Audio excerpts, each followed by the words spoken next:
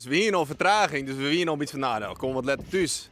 Ja, denk ik ook naar beneden te zeggen, en op een gegeven moment, houd op, hong wat keef. Denk, nou, het zullen we om.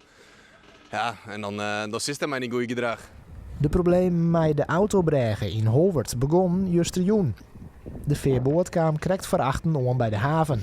Maar de auto's konden er dus net aan. De oorzaak? Een stikkende lierkabel.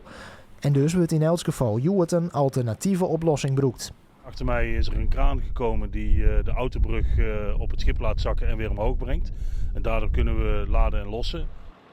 Het is een tijdelijke oplossing en zover ik begrepen heb gaan ze vannacht de kabel vervangen. Waardoor we morgen wellicht weer in de normale operatie zitten. Hoe de correcte oorzaak van het defect is nog niet bekend.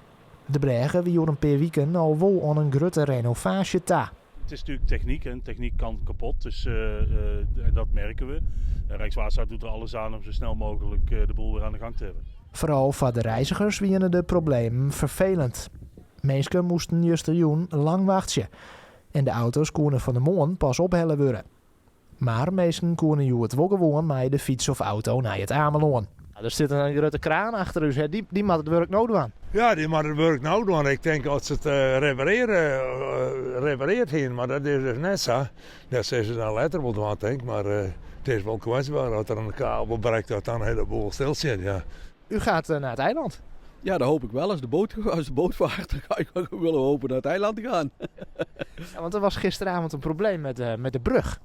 Ja, dat hoorde ik vanmorgen ook, want we kregen van allerhande appjes door als wereldnieuws bij ons. Want we komen uit Brabant. En nou ja, we zien wel of we gaan vandaag.